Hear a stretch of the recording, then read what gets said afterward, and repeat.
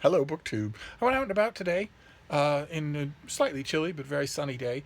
And as a result, since I was out and about, since I spent time on platforms and on subways, I read right through the latest book that I reinforce. For those of you who missed my epic bag tour, my current shoulder bag, which I kind of love. I don't foresee changing it anytime soon. Doesn't look like it's ever going to fall apart either. And it's cloth, so I can wash it. Uh, it has an internal pouch with a zipper that is the exact size of a mass market paperback. I'm sure it wasn't designed for that. I'm sure it was designed for cocaine or whatever kids you do these days. I'm sure the designer didn't have mass market paperbacks involved. Nevertheless, it fits a mass market paperback perfectly. So although I'm not a big fan of mass market paperbacks anymore, I put one in there to do my transportation reading. Because sometimes the reading app on my phone just refuses to work. You have to have a book. When you're anywhere, you have to have a book. So I keep the book as a fallback, and I've noticed in the last few months I've just been reading the fallback and not bothering with the apps. But I spent time out in the real world, so I ran through that book, and I like my mass market paperbacks that are in that bag being pulled in and put out of the bag all day long. I like those to be reinforced so that I'm not destroying them when I use them. So I need to reinforce another mass market paperback. And since we're at the end of the year, uh, I'm going for pure comfort. Uh, I am rapidly approaching a time when I will stop reading new releases, when I will read only old friends. I will do only old rereading, and then shortly after that, I will stop reading at all. And So I thought, since I have to reinforce the book, I thought I would do it with you. And the book I chose is Thuvia, Maid of Mars, by Edgar Rice Burroughs. That is our eponymous hero there, with a multi-legged uh, Barsoomian lion. The phenotype for most forms of lower life on Edgar Rice Burroughs' version of Mars, which is its inhabitants called Barsoom, is multi-legged, not four legs, but multiple legs, and that is the a beautiful exotic city in the background with Mars's two moons behind them, and I love my Barsoomian tales. I know that it's heresy. It should be heresy, considering that Tarzan is about a human who's raised by animals, by non-human animals. That ought to get my first loyalty, but nevertheless, I like the Barsoom novels more than anything. And I figure I'll just reread this one. I don't know how many times I've read it. So the thing is, though, it's a mass market paperback, and they can fall apart. This one, for instance, is I got this particular copy in 1991.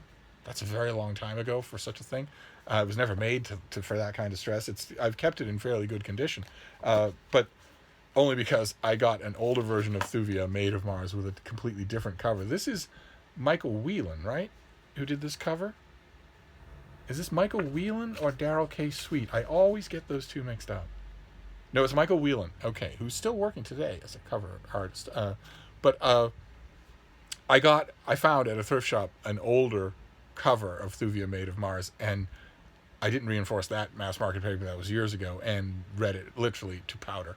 So this one hasn't been extensively used. So what we'll do for those of you who are new, I'm going to reinforce this mass market paperback for you right now, for your edification. And the way to do that, the way to reinforce a mass market paperback, is to play to its strengths. This is a block of pages that are glued together along their spine and then glued with two dots to this cover, to the whole cover. The whole thing is just glued to the bound pages of the mass market. So that's the most you can do. That is the structure of this book. Can't do anything about the glue. When that dries up finally and just stops adhering, then the book is dead, no matter what you do. But until then, the key that you want is to strengthen the spine, the front, and the back covers against tearing, against rain, against frittering away as the paper gets brittle, and also to attach the inner block of pages to the covers in any way that you can. In this case, by anchoring it to the cover with tape. So that's what we're going to do. And it doesn't take long at all to do once you get the hang of it. Just use clear plastic packing tape. It's a bit of a challenge for me because I have to find the end of the clear plastic packing tape Despite having uh, no sense of touch. I have basically no sense of touch, so that can be a bit of a problem. I usually just go by looking for it in the glint of the light. Okay, I found it. So what you want to do is uh, your fingers will do a much better job at this than mine. You want to pull out a piece of tape, take your always ready scissors, uh, and just lay it flat across the cover, lengthwise, down the front of the cover. You want to lay it flat and then immediately stroke it with your hand to do your best job at getting all the air bubbles out, any air bubbles that you can get rid of. Because air bubbles up against the cover of the book just bring the problem home. They don't actually fix anything. It's air that will do the most damage to this thing, aside from just rude destruction. So you see what I mean? That is what I did. I put one piece of tape across the cover like that, and then just fold the edges down inside the cover. There you go. See? So I have now. It's tough to see in the light, but I have now covered one half of that cover in tape. Now we'll hunt for the edge of the tape and do the other half of the cover. There we go. Of course, these things they stores will sell clear plastic packing tape with sort of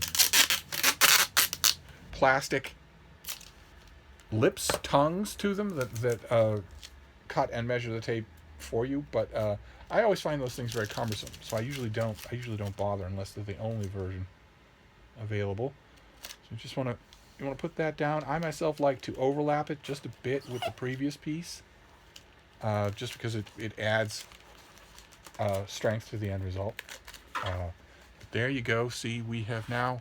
There's the crease between the two of them. That actually becomes less visible with time. We have now covered pretty much the whole of the cover, of the front cover, with clear plastic tape. I'm going to do the exact same thing with the back cover. As soon as I find the edge of the tape, this is, for those of you who don't know, Edgar Rice Burroughs wrote a serialized novel called The Princess of Mars, in which an Earthman named John Carter, in the 19th century in the American West, finds himself running from a band of marauding Native Americans and holes up in a cave. And in that cave he has a weird, unaccountable experience where he leaves his physical body, we think, or maybe his physical body leaves that cave, but one way or another, when next he comes to his senses, he is on the planet Mars. Keep in mind, this was when Edgar Rice Burroughs wrote this. Percival Lowell was talking about canals on the surface of Mars. And astronomical science had not yet advanced to the point of knowing beyond a shadow of doubt that Mars is a dead world.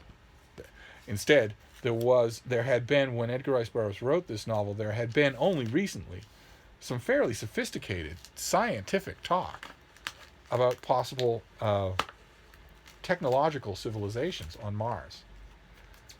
So that was still in the air, and it clearly fired Edgar Rice Burroughs' imagination, because the Mars, the Barsoom, where John Carter awakens, is just one of the most wonderful fantasy lands in all of science fiction and fantasy. It's just Edgar Rice Burroughs let his imagination, which was no small shakes under any circumstances, he just let his imagination go wild. And the Barsoom that he created is a wonderful mixture of 19th century version of Oriental exoticism and boy's own adventure, Flash Gordon type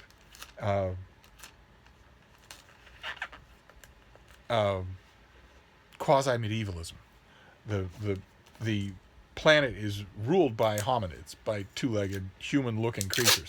They aren't exactly human. The dominant species on the planet has red skin, and the women lay eggs. But that doesn't stop them from being gorgeous. The incomparable Dejah Thoris, who is a princess of Mars, the eponymous princess of Mars in that first book, captures John Carter's heart on sight. I should probably describe what I'm doing, right? I finished covering the front and back covers of the book with tape. So those are now covered. You could pour water on this and it wouldn't bother it at all. And now what I've done is another vulnerability of the book, which is the edge of the front and back covers. I have folded tape over the edges of the front and back covers. There's a little bit of overlap. I'll snip that off when I'm done. So the only thing left to do for the outside of the book is one piece directly over the spine.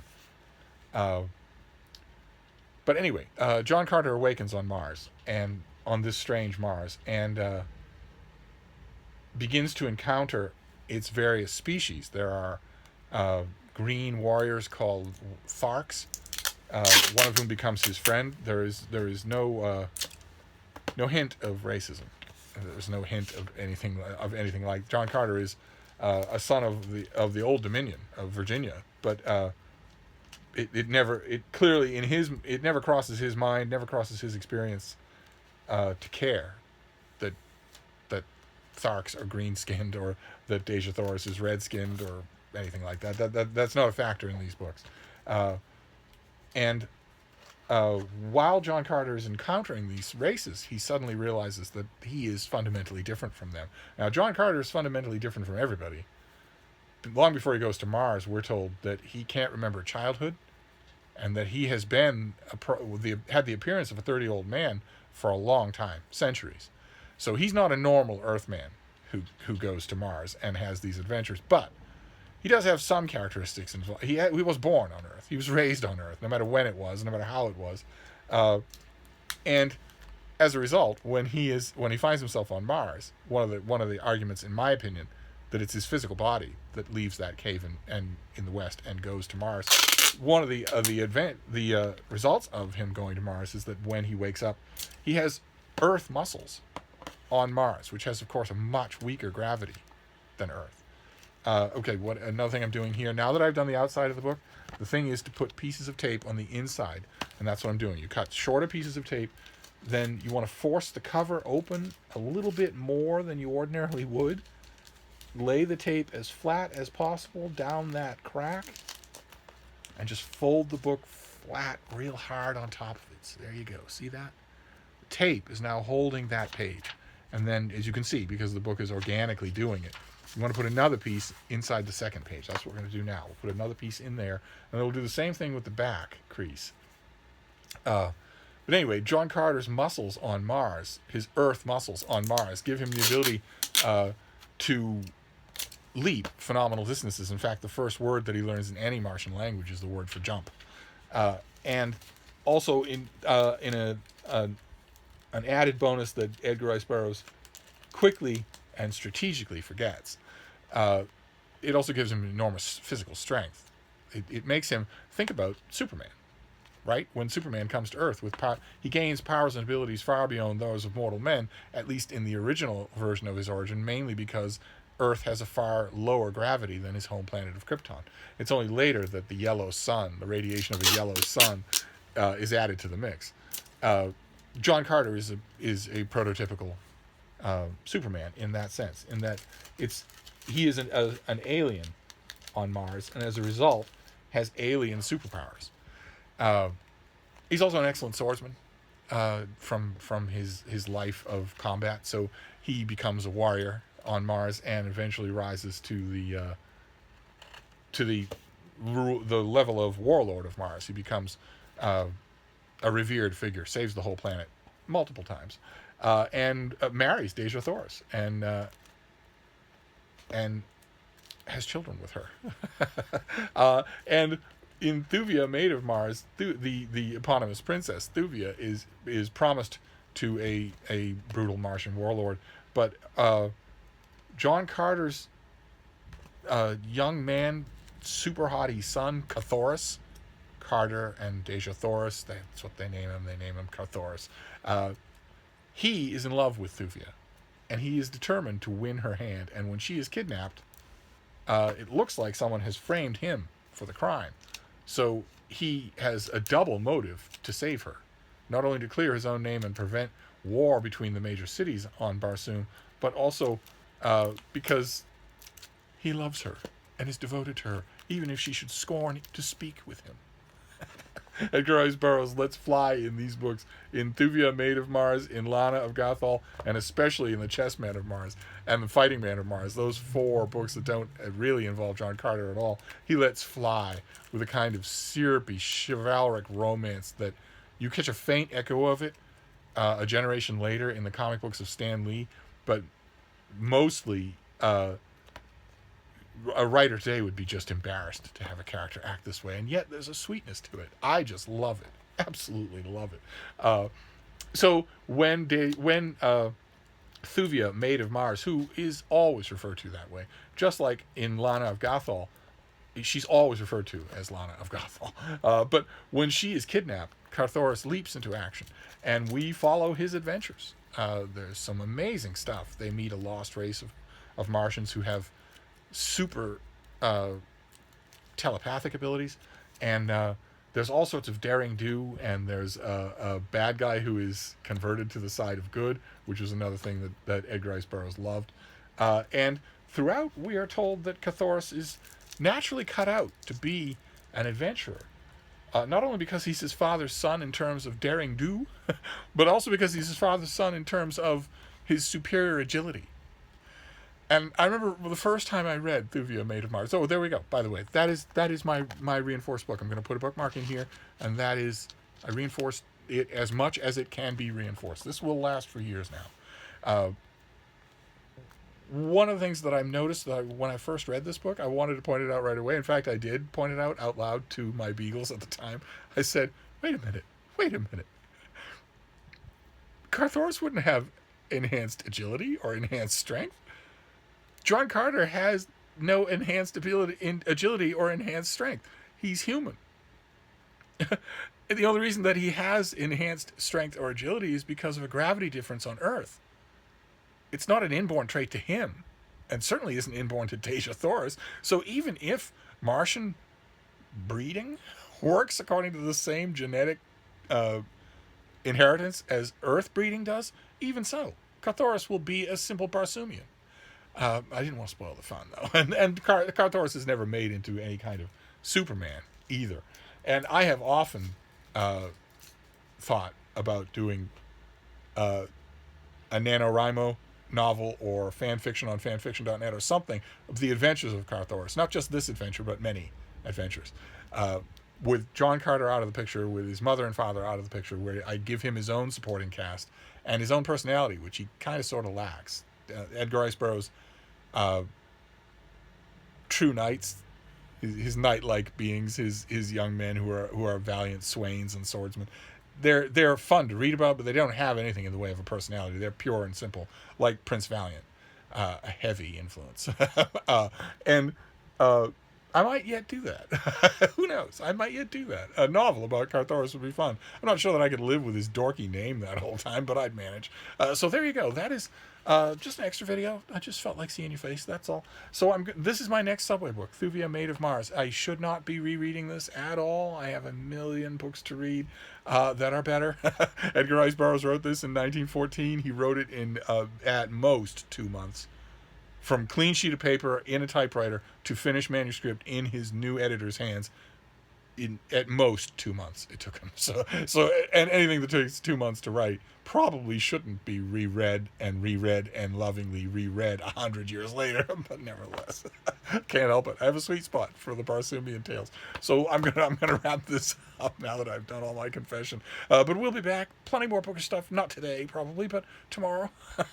Thank you, BookTube.